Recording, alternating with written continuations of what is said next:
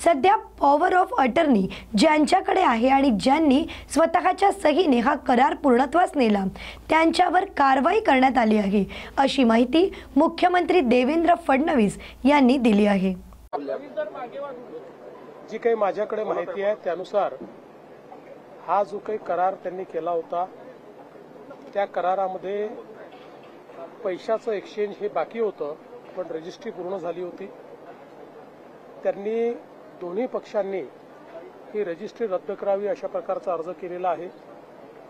त्या अर्जाच्या अनुषंगाने त्यांना जे पैसे भरावे लागतात, कारण रजिस्ट्री रद्द करायची असेल तरी पैसे भरावे लागतात, त्यामुळे त्या संदर्भातली नोटीस त्यांना इश्यू झालेली आहे। त्यामुळे पुढची कारवाई जी काही ती होईल। पण हे जरी झालं तरी देखील जी काही क्रिमिनल केस दाखल झालेली आहे ती यांनी संपणार नाही। त्या संदर्भातल्या ज्या काही अनियमितता आहेत त्याला जो कोणी जबाबदार असेल त्याच्यावर पुढची कारवाई होईल। यासोबत एक पॅरलल इन्क्वायरी जी चाललेली आहे ACSच्या अंतर्गत एक कमिटी आम्ही केलेली आहे, त्याच्याही अंतर्गत सगळी चौकशी करून 1 महिन्यामध्ये त्याचा अहवाल आम्ही घेऊ। त्याच्यामध्ये याची किती व्याप्ती आहे, अजून कोण कोण याच्यामध्ये आहेत या संदर्भातली सगळी माहिती मिळेल आणि मग त्यानुसारच पुढची कारवाई ही केली जाईल।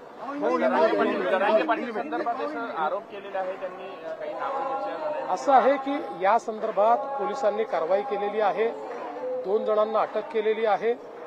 सगळ्या प्रकारची चौकशी केली जाईल, कुठल्याही पद्धतीने कोणालाही याच्यामध्ये सोडलं जाणार नाही। हे जी काही संपूर्ण घटनाक्रम समोर येतोय याच्या तळाशी जाण्याचा प्रयत्न हा पोलीस करत आहेत। सगळी माहिती बाहेर आल्यानंतरच या संदर्भात अधिकारिक बोलणं योग्य ठरेल। अभय दिलं असं म्हणतात आणि बाकीच्यांवर गुन्हे दाखल केल्याच्या विरोधात आरोप, ज्यांना FIR काय असतो हे समजत नाही असेच लोक अशा प्रकारचा आरोप करू शकतात। FIR दाखल करत असताना ज्या एक्सप्रेस्ड पार्टीज असतात त्यांच्यावर FIR दाखल होतो। यामध्ये ती जी कंपनी आहे त्या कंपनीचे जे ऑथराइज सिग्नेटरी आहेत त्या सिग्नेटरीवरच FIR दाखल होतो। तो FIR दाखल झाला आहे, पण हे आपण लक्षात घेतलं पाहिजे की ज्यावेळेस एखादा FIR होतो याच्यामध्ये ज्यांनी साईन केली ते, ज्यांनी विक्री केली ते, ज्यांनी त्या संदर्भात चुकीचं रजिस्ट्रेशन केलं ते, ज्यांनी फेरफार केला ते, अशा सगळ्यांवर हा FIR दाखल झालेला आहे। याच्या चौकशीच्या दरम्यान अजून जर कोणाची नावं आली, कोणाचा संबंध आला तर त्यांच्यावरही कारवाई ही होत असते। पण आता जो FIR केलेला आहे त्याच्यामध्ये कोणालाही डावललेलं नाही। नियमानुसार ऑथराइज सिग्नेटरी, नियमानुसार पॉवर ऑफ अटर्नी होल्डर हे FIRचे जबाबदार असतात, त्यांना जबाबदार धरलेला आहे। जो करार झाला त्याच्यात शीतल तेजवानी एक नाव होतं, पण करार रद्द झाला त्याच्यात शीतल तेजवानी हे नाव नाही। ते मी आता बघितलेलं नाही आहे, ते बघितल्यानंतर मी सांगू शकतो। सापडले तर इथून पुढे त्यांच्यावर कारवाई होईल।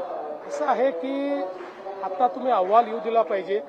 मी तुम्हाला एवढं निश्चितपणे सांगतो, अहवालात जो कोणी दोषी असेल, जो कोणी, आणि माझ्या या मताशी श्रीमान उपमुख्यमंत्री अजितदादा पवारही या ठिकाणी पूर्णपणे सहमत असतील की या अहवालामध्ये कोणीही दोषी आढळला तरी त्याच्यावर कारवाई होईल।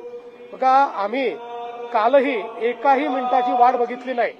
तात्काळ जे प्रायमा फेसी अधिकारी होते त्यांना सस्पेंड केलं आणि जे प्रायमा फेसी दोषी दिसत होते त्या सगळ्यांवर FIR केला। त्यामुळे सरकारला कोणाला मागे घालायचं नाही, सरकारला काही लपवायचं नाही। अशा प्रकारे जर कोणी चुकीचं काम करत असेल हे सरकार तरी मागे घालणार नाही। मुद्रांक शुल्क माफ झाल्याशिवाय व्यवहार रद्द होऊ शकत नाही असं म्हणतात। मुद्रांक शुल्क भरल्यानंतरच व्यवहार रद्द होणार। मी यापूर्वीच सांगितलेलं आहे की मुद्रांक शुल्काच्या संदर्भातली नोटीस ही देण्यात आली आहे, ती भरल्याशिवाय हा जो काही व्यवहार रद्द होत नाही। उद्धव ठाकरे यांना वंदे मातरम बोलायला आजकाल लाज वाटत असेल असा टोला नरेश म्हस्के यांनी लगावला। नाही, हे अगदी स्वाभाविक आहे, कारण यामध्ये लोकांमध्ये असलेला उत्साह इथे लुईसवाडीच्या कार्यक्रमातही तुम्ही पाहताय आणि त्यामुळे हा एका गीताच्या 150व्या एक प्रकारे वर्धापन दिनाचा कार्यक्रम आहे। ते गीत जन्माला आलं त्याला आज 150 वर्ष झाली आणि त्यामुळे हा खरा लोकसोहळा आहे। त्यामुळे लोकांमध्ये अतिशय स्वाभाविकरित्या खूप उत्साह आहे। अजूनही वंदे मातरम आपल्या सगळ्यांना प्रेरणा देतं आणि पिढ्यानपिढ्या या गीताची ही ताकद अशीच राहील आणि ती देशासाठी आता कसं जगावं याकरताचा एक प्रकारे बोध या वंदे मातरम गीतातून आपल्याला मिळेल. काही जण याला विरोध करतात, पण आपल्याला सगळ्यांना माहिती आहे आणि ही केवळ घोषणा नाही, ही वस्तुस्थिती. यात कोणाला धमकी देण्याचा मुद्दा नाही आहे, पण ही गोष्ट खरी आहे की इस देश में रहना होगा तो वंदे मातरम कहना. मला असं वाटतं, मी दिलगिरी व्यक्त करते आपल्या सगळ्यांसमोर की 6:30ची वेळ होती, परंतु थोडासा उशीर झालाय, अगदी क्षमस्व.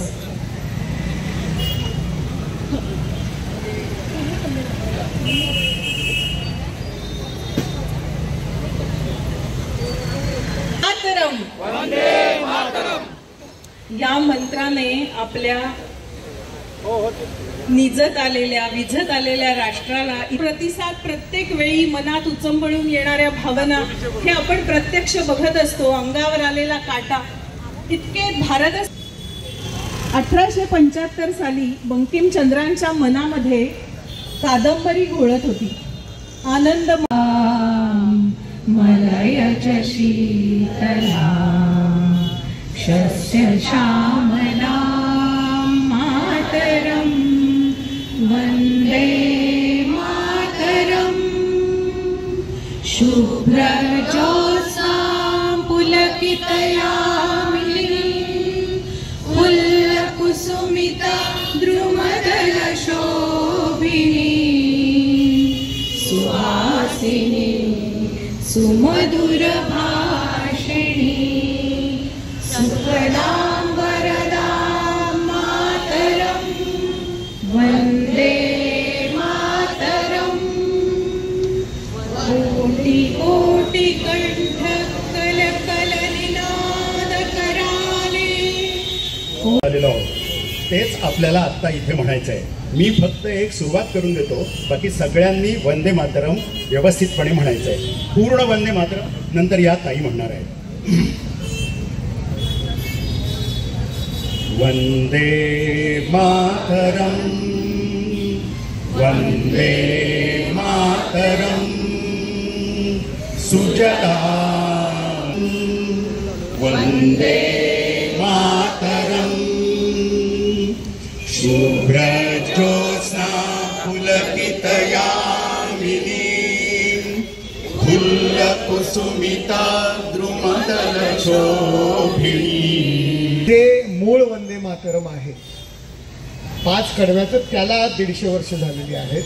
जे बंकिमचंद्र चट्टोपाध्याय यांनी ते लिहिलं 1882 साली. ते आनंद मठ या बंगाली पुस्तकामध्ये प्रकाशित झालं. पण आज जे 150 वर्ष झालेली आहेत ते मूळ 5 कडव्याचं जे वंदे मातरम आहे, त्याला नंतर विरोध झाला 1904 नंतर, आणि त्यानंतर तोडमोड करून ते 2 कडव्याचं झालं.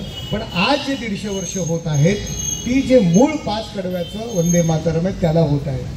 तर त्यामुळे तीही माहिती आपल्याला असणं गरजेचं आहे. आणि निकिता मॅडम पूर्ण ते 5 कडव्याचे आपण सगळेजण साक्षीदार आहोत. आणि मी एवढंच सांगेन की असं जे म्हटलं जातं की आपल्या देशातल्या तरुणांच्या ओठावर कुठली गाणी खाली घे रे जरा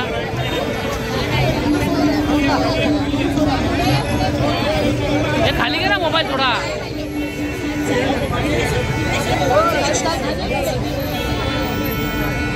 संस्कृती सरांचं इथे स्वागत आहे. या सर.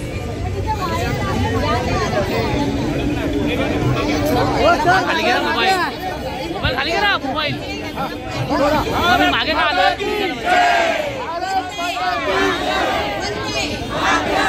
सोड सोड सोड.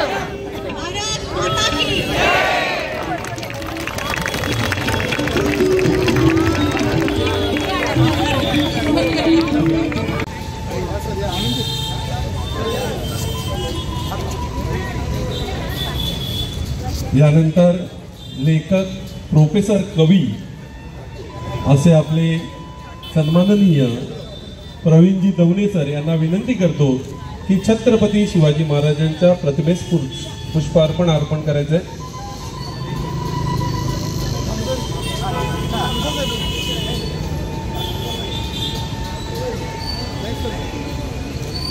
छत्रपती शिवाजी महाराज प्रेरणा घेऊन हजारो स्वातंत्र्य सैनिक देशासाठी, देश स्वातंत्र्यासाठी लढले, प्रसंगी आपला त्यांनी जीवही वेचला, असं गीत जे बंकिमचंद्र चट्टोपाध्याय यांनी रचलं होतं ते 7 नोव्हेंबर 1875 साली, त्या वंदे मातरम या गीताला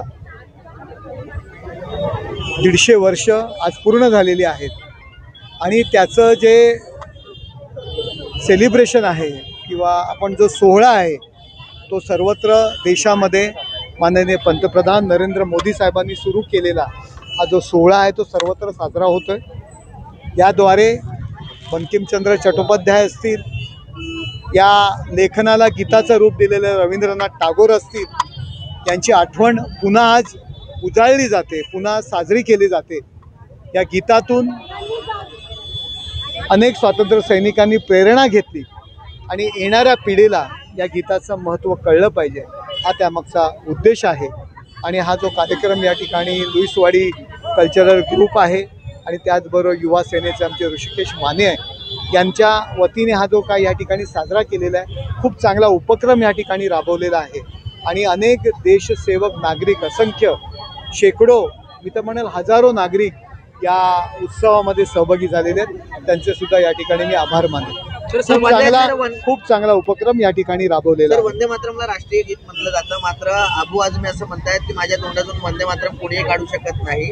त्यांचं असं म्हणणं की धार्मिक मुस्लिम आहेत ते वंदे मातरम म्हणू शकत नाही. हे बघा, या गीताला 1904 साली जो काही जीना आणि या मंडळींनी विरोध केला, काँग्रेसच्या कार्यकारिणीमध्ये जो काही ठराव झाला, पंडित नेहरू असतील काय असतील, हे सगळे विषय बाजूला ठेवून त्या गीताची तोडमोड केली. त्या गीतामध्ये देवीचं वर्णन केलेलं आहे, देवीच्या 10 हातामध्ये शस्त्र आहेत आणि म्हणून मुस्लिम समाजाचा त्यास विरोध आहे. कोणाचा विरोध असला, अबू आझमी सारख्या फालतू माणसाचा मी या ठिकाणी म्हणेल माझ्याकडनं, तो जर वंदे मातरम या गीतासंदर्भात जर ते आत्ताही जर चुकीच्या पद्धतीने बोलत असतील तर त्यांनासुद्धा मी त्याच पद्धतीत उत्तर देईन. त्याला महत्त्व न देता आज 150 वर्ष या गीत जे अजरामर झालेलं आहे आणि प्रत्येक जण तो देशप्रेमी आहे, भारत माता की जय म्हटल्यानंतर वंदे मातरम म्हणतो, हेच अशा कट्टर लोकांना हे उत्तर आहे. त्यामुळे अशा गीताच्या 150व्या कार्यक्रमाच्या वेळी अशा माणसांचा उल्लेख करणं मला योग्य वाटत नाही. सर, उद्धव ठाकरे असं म्हणतात शेतकरी हा काही अजितदादांचा पोरगा नाहीये, फुकटमध्ये जमीन मिळाली. उद्धव ठाकरे काय म्हणतात, त्यांनी कदाचित वंदे मातरम हल्ली ते बोलायला त्यांना लाज वाटत असेल, कारण अशा धर्मांध लोकांच्या मांडीला मांडी लावून ते बसलेले आहेत. कदाचित राहुल गांधी त्यांना आघाडीतनं काढून टाकतील, त्यांना म्हणावं वंदे मातरम आज पूर्ण 5 कडवी तर ते म्हणणारच नाहीत कधीच, आता यापुढे 2 कडवी तरी त्यांनी आजच्या दिवशी बोलावे आणि मग इतरांवर टीका करावी. ठाकरेंची शिवसेना असं म्हणते की एकनाथ खडसेने राजीनामा दिला, आरोप झाल्यानंतर आता अजित पवारांनी देखील राजीनामा द्यावा, असं ठाकरेंच्या शिवसेनेचं म्हणणं आहे. कोणाचं म्हणणं आहे? ठाकरेंच्या शिवसेना. ते कोणासंदर्भात आहे? अजितदादा. मग अजितदादा त्याचं उत्तर देतील ना, मी कशाला त्याचं उत्तर. स्वरों का प्राण झल्लरी झनकार झनके नाद, शंख के संघोष का संदेश, वीरों के बलिदान की हुंकार, जन जन के हर कंठ का हो गान, अरिदल धर थर कापे सुनकर नाद, वीर पुरुषों की अमर ललकार, राष्ट्र की जय जय।